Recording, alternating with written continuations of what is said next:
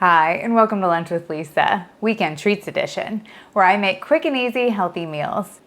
Where I make quick and easy healthy treats to get you through your week. And today, I'm going to show you how to make sourdough cracker toffee. It's Lunch with Lisa.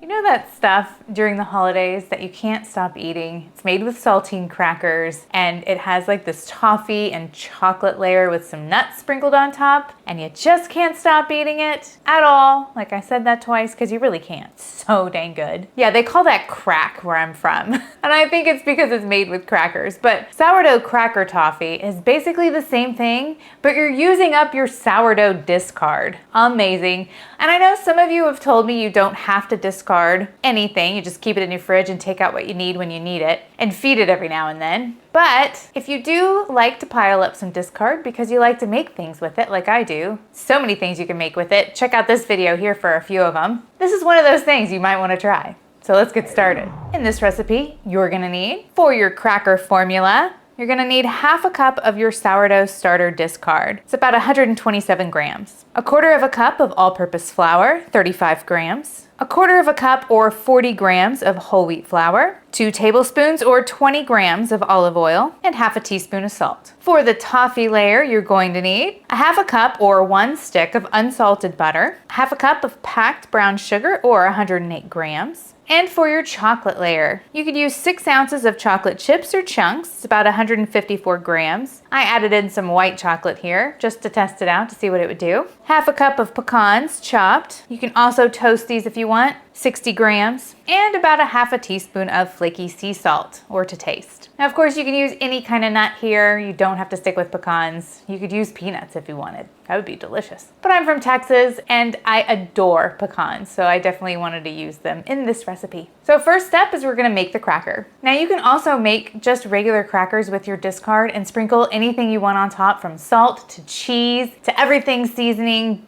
to everything bagel, everything but the bagel, that's what it is, to everything but the bagel. But for this recipe, we're gonna keep it super simple because we're gonna pile it up with sweets. And it's gonna be so good. So you're gonna combine your discard, your flours, your oil, and your salt in a medium-sized bowl. Now you can do this by hand, or if you have a stand mixer, you can knead the mixture until a smooth ball, about 1 minute. Cover and let this rest for about 1 to 4 hours. I transferred mine to a bowl with some saran wrap because I didn't want it to dry out. When you're ready to bake, preheat your oven to 350 degrees Fahrenheit. Then generously flour your working surface with whole wheat flour, and then you're gonna cut your ball into 2 pieces. This step is totally optional, but it's definitely easier to work in 2 smaller pieces versus 1 larger piece. Sometimes size does matter.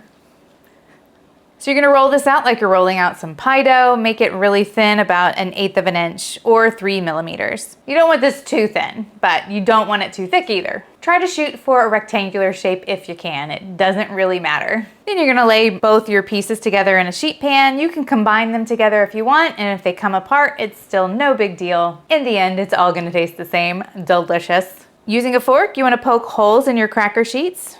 Do not skip this step. This will prevent any sections from spontaneously puffing up. Then you're gonna bake this for 20 minutes or until your crackers are lightly golden. You don't wanna over bake them here, so pull them out after 20 minutes. You're gonna bake them again anyways, so don't worry about them being super crispy, but they do need to be a little bit crisp when they cool off. Let your cracker cool for about 15 minutes before proceeding with the next step, your toffee. For the toffee layer, make sure your oven is still set to 350 degrees. You're gonna need it. Line a sheet pan with parchment paper or tin foil. You want to cover the entire bottom. In a small saucepan or pot, melt the butter and brown sugar together by whisking continuously over medium heat. The butter and sugar should combine together. If there's some separation at first, don't worry about it. Just keep going. It's going to come together. Keep whisking until your toffee begins to foam and bubble. At this point, whisk for 3 more minutes. Then carefully pour the hot toffee mixture onto your crackers. Using a spatula, quickly spread out the toffee mixture evenly over the crackers. Then bake this for about 10 minutes until the toffee looks like it's starting to bubble over. Then you're gonna remove your sheet pan from your oven.